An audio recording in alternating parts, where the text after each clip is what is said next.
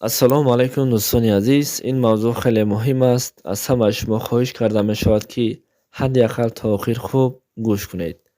Пул, молу мулк, боигарӣ ва ин ҳар чизе набошад, моро ба худ ром карда гирифтааст. Айни ҳол пул гуфта ҳаст шахсоне, ки аз падару модар дур шуданд ва ҳатто ки онҳоро фаромӯш карданд. Акавдодар барои ҳавлии ҷой ҷангу ҷанҷол, барои тӯю маросимҳо бузург ва барои сохтани хонаҳои ҳашаматнок мардҳо занҳоро истифода мебарад. Мақсад якест: дар чашми дигарон дар хонаҳои ҳашаматнок зиндагӣ кардан ва мошинҳои қиматбаҳоро савор шудан аст.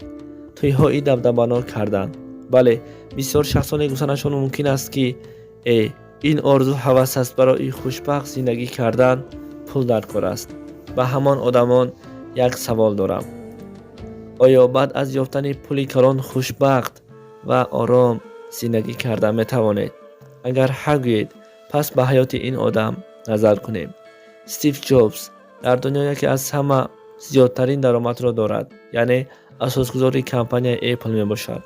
Даромади ин одам аз Газпроми Федератсияи Русия зиёд аст.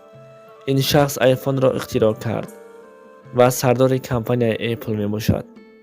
даромад ва фоидаи компанияи Apple дар соли 2019 ба $200 миллиард баробар шуд. ҳар сол iPhone-и нав барояд. Одамон барои харидорӣ кардан рӯзҳо дар навбат меистанд. акнун тасаввур кунед, илтимос, як маротиба тасаввур кунед, сардори ҳамин компанияи Apple мешудед, чӣ кор мекардед? Во ана ҳаёт. дар як сол $200 миллиард даромад дорам ва дар дунё аз ман дида шахси хушбахт нест, мегуфтед. акнун биёед ба суханҳои асосгузори ҳамин компанияи Apple, Стив Ҷобс, гӯш андозем. Стив Ҷобс дар соли 2011 ба сабаби саратони меъда, яъне желудка, аз дунё гузашт. ҳамон вақт Стив Ҷобс $7 миллиард дошт. ба маргаш русоӣ ба ҳисоб монда буд. медонед ки чӣ гуфта буд?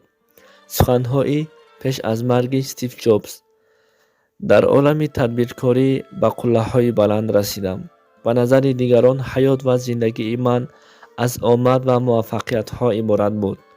аммо ман ғайр аз кор дигар хурсандие надоштам. боигарӣ ин яке аз одатҳои зиндагӣ дар ҳаёти ман буд. айни ҳол дар беморхона хоб ҳастам ва ҳамаи ҳаётамро ба ёд меорам. ҳамаи молу мулк, пулу боигарӣ ва он чизҳое, ки ман фахр карда мегаштам, дар назди марг ҳеҷ чиз набудааст. шумо барои худ ронанда хариданатон мумкин аст. барои кори шуморо кардан хизматгор хариданатон мумкин аст. аммо дарди шуморо барои ҳис кардани дигар одам бошад, бо ҳамаи боигариятон харида наметавонед. чизҳои моддиро харидан мумкин аст, аммо ҳаётро харида намешудааст. солҳо гузарад, вақте бузург мешавем, ҳамон қадар боақл мешавем, аммо пир ки шудем, баъдан мефаҳмем, ки соати $30 аз соати $300 ҳеҷ фарқе надоштааст. ҳарду як вақтро нишон медиҳанд. мошинҳои $50,000 низ аз мошини $3,000 ҳеҷ фарқе намеорад. бо ҳарду мошин ба як манзил меравем ва роҳҳо як аст. хонаатон 3 сотиқ ё ин ки 30 сотиқа бошад. агар дар он хона ҳеҷ касе набошад, бешак шумо танҳоед. ҳаёт ва бахти инсон аз матоъҳои дунё ташкил нашудааст. ҳангоми парвоз кардан, хоҳ бизнес класс бошад ва хоҳ эконом класс, агар ҳавопаймо ба автоҳалокат дучор шавад, шумо бо ҳамроҳи ҳама мемиред.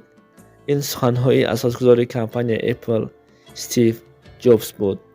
аз пушти боигарӣ шуда имрӯз мо падару модар, бародару хоҳар, зану фарзандҳоро фаромӯш кардем ва ҳаромро ҳаром нагуфтем ва маргро фаромӯш кардем. ибодати Аллоҳро тарк кардем. ба ҳамонҳо як савол дорам: оё ин пулҳое, ки мо дар ин дунё ҷамъ кардем, дар охират дастгири мо шумо мешавад? ё ин ки моро аз оташи ҷаҳаннам, аз оташи дузах наҷот медиҳад? не. пас не ки бошад, чаро барои пул шуда ҳаёт ва марги худро фаромӯш кардем? мехоҳам охири ин мавзӯъро бо ояи Қуръон ба анҷом бирасонам. бисмиллаҳир роҳманир роҳим. كل نفس ذائقة الموت وإنما توفون أجوركم يوم القيامة فمن زحزح عن النار وأدخل الجنة فقد فاز وما الحياة الدنيا إلا متاع الغرور.